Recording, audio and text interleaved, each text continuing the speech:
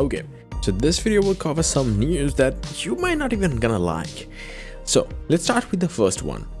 Well, the first and foremost thing is the Galaxy Z Fold 5 will not come with a much bigger screen than a 6.2-inch cover screen, which might not sound disappointing, but here's the thing, we have been dealing with a 6.2-inch screen for a little long. Like, even the Galaxy Z Fold 2 had a 6.2 something inch screen, like slightly more taller, like 2.3 inches or so, but nothing much. So we are dealing with the same 6.2-inch screen since the Galaxy Z Fold 2. We haven't seen an upgrade. Now the Galaxy Folds after that have become a little bit more wider, I would say, but not to that point where it will be called like a proper smartphone replacement, a slab smartphone replacement. No, Huawei has done it, but Samsung is still refusing to do that.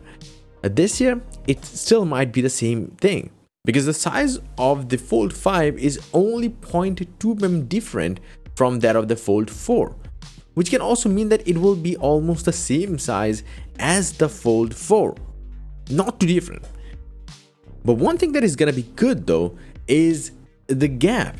The gap actually gonna disappear this year, and it's gonna become much more thinner when you are folding the phone. And when folded, the thickness will go down to 13 point something mm rather than 15 mm of the Galaxy Z Fold 4, the current model. The Fold 5 will also be lighter at 254 grams down from 264 grams. So that all make you think it's all about the hinge and nothing else. No, yeah, kind of. The hinge is the big thing of foldables, and this year we're getting some insane upgrades in the hinge design alone.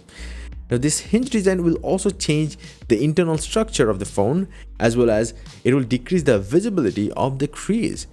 That's actually pretty good. So what is the hinge look like? Well, the hinge is actually going to look like a water droplet when folded. And not just that, it will also be somewhat dust resistant. But in terms of rating though, IP ratings, it will still come with the IPX8 rating, which means there is no dust resistance, there is a slight water resistance. So then you are thinking, how that is making it a dust resistant one? Well, actually Samsung is not going for the IP ratings, which might require a much more tougher condition.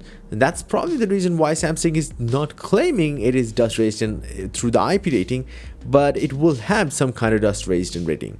That's actually pretty good, considering no other companies have even the IPX8 rating on their foldable devices.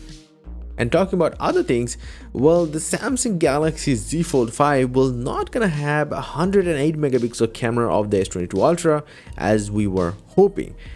And this is the most disappointing one. Well, actually iCineWest says the 108 megapixel HM3 sensor or the HP2 200 megapixel sensors are massive to fit inside a foldable phone which is trying to be much more slimmer every single year.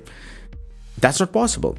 The 200 megapixel HP2 sensor is a 1/1.3 inch sensor, whereas the ISOCELL GN3, the 50 megapixel sensor, is actually 1/1.57 inch sensor, which makes it more suitable for like the foldable phones because they need thinner profile to just make them as conventional as possible. That also means it will come with the same 10 megapixel 3x telephoto zoom camera, not an upgrade in the camera department. But at the very least, it will come with a better ISP thanks to the Snapdragon 8 Gen 2 for Galaxy chipset.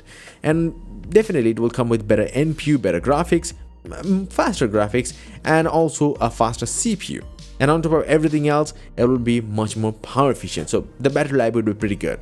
Now we still don't know about the battery capacity though at this point, but I will soon get to know about them and I will let you guys know. So that's probably everything about the Galaxy Z Fold 5 we know about. It's all about the hinge, I think. Let me know your thoughts in the comment section below. What do you think? And yes, if you want, you can get some crazy cool wallpapers up on my website. Definitely visit my website, johndavid.com, a link down below. So yeah, that's about it.